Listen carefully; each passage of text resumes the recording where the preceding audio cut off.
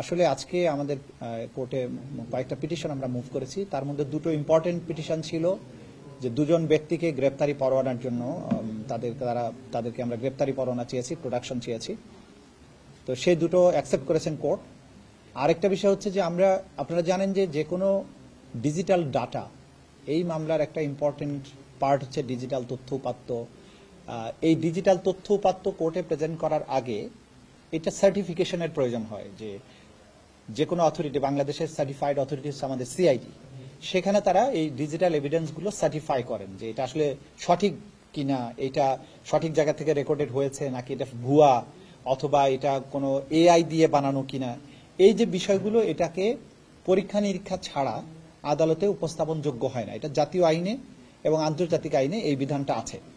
সেক্ষেত্রে আমরা হিউজ পরিমাণ ডিজিটাল এভিডেন্স কালেকশন করেছি। আপনারা জানেন যে ভিডিও ফুটেজ, বিভিন্ন জায়গার সিসিটিভি ফুটেজ, বিভিন্ন মোবাইলে ধারণকৃত ভিডিও, বিভিন্ন জায়গার কল রেকর্ড, মেসেজ, বিভিন্ন সংস্থার কাছ থেকে, বিভিন্ন ব্যক্তির কাছ থেকে, বিভিন্ন সোর্স থেকে, সংবাদ মাধ্যম থেকে এগুলো আমরা পেয়েছি, এগুলো কালেকশন করেছি। এই যে কম্পাইলেশনের পরে আমরা এখান থেকে বেছে বেছে সেই ভয়েসগুলো, সেই ভিডিও ফুটেজগুলো, সেই দৃশ্যগুলো, সেই মেসেজগুলো, এগুলোকে ডিজিটালি ফরেন্সিক করার জন্য সিআইডির কাছে পাঠানোর ব্যাপারে সিআইডিকে এটার ফরেন্সিক রিপোর্ট দেওয়ার জন্য একটা নির্দেশনা চেয়ে একটা পিটিশন মুভ করেছিলাম।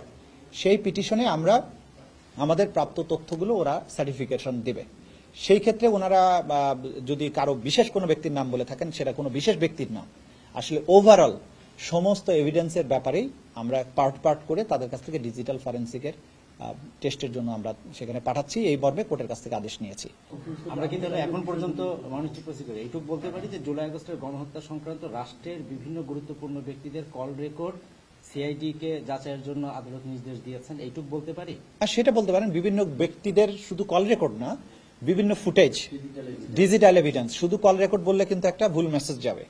শুধু ফুটেজ, কল রেকর্ড, মেসেজ এবং আদার ইলেকট্রনিক এভিডেন্স, এগুলো সবই আমরা যাচাই বাছাইয়ের জন্য চেয়েছি।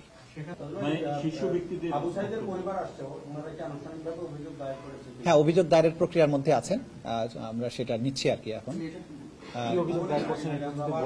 না, সেটা তারা, আপনারা জানেন যে আবু সাইদের পরিবার রংপুরে তারা নিজেরা একটা মামলা করেছেন। সেই মামলার যে বক্তব্য, এবং আমরা এটা বলেছি যে লোকাল কোর্টে যতই মামলা হোক, যেহেতু এটা ক্রাইমস এগেনস্ট হিউম্যানিটি, তাদেরকে আমরা বলেছি যে এটা আন্তর্জাতিক অপরাধ ট্রাইব্যুনালে আপনাদের পক্ষ থেকে অভিযোগটা যদি আসে সেটা বরং প্রপার হবে। তো সেই প্রেক্ষিতে ওনারা এসেছেন, যে ওনারা নিজেরাই সিদ্ধান্ত নিয়েছেন যে এখানে আসবেন।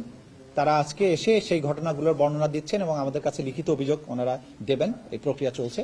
তো এটা দিলে আমরা যথাযথ ব্যবস্থা গ্রহণ করবো, অন্যরা যেভাবে দিয়েছেন সেই হিসাবে। অভিযোগ হয়ে গেছে এরকম ধরে নিয়ে কি আপনার বাইকটা নিয়ে যায়? হ্যাঁ, অভিযোগ হয়ে গেছে এটা তো বলতেই পারেন, কারণ যখনই আমাদেরকে মৌখিকভাবে এসে ওনারা জানাবেন, দ্যাট ইজ এনাফ। যে তার বড় ভাই রমজান তিনি আসছেন এবং তার সাথে ওই সময় ঘটনার সময় যারা তার পাশে সহযোদ্ধারা ছিল, যারা এই ঘটনার সময় তাকে উদ্ধার করেছে, তার পাশে থেকেছে, যারা পুরো ঘটনা প্রত্যক্ষদর্শী, তারাও এসেছে সাথে, এবং তারা এই ঘটনার বর্ণনা দিচ্ছে। কতজনকে অভিযুক্ত করছেন তারা? সংখ্যাটা আমি এক্স্যাক্টলি বলতে পারবো না, আমরা সবগুলো নোট নিচ্ছি। 25 ট্রাইব্যুনাল কোনো চাপের মধ্যে নেই, প্রসিকিউশন এজেন্সি কোনো চাপের মুখে নেই, এবং কোনো চাপ যদি আসেও এই ট্রাইব্যুনাল অথবা তদন্ত, অ্যাটলিস্ট আমার তদন্ত সংস্থা বা আমার প্রসিকিউশনের পক্ষ থেকে বলতে পারি, আমরা কোনো চাপের কাছে সামান্যতম নত হওয়ার কোনো কারণ নেই। এবং আমরা প্রত্যেক প্রসিকিউটর এবং আমরা যারা এর সাথে আছি, আমরা দেশ জাতি আইনের প্রতি কমিটেড। আমরা আইন অনুযায়ী যা হওয়া উচিত, যা করা উচিত সেটা আমরা করব। কোনো চাপের কাছে এই প্রসিকিউশন নতি স্বীকার করবে না।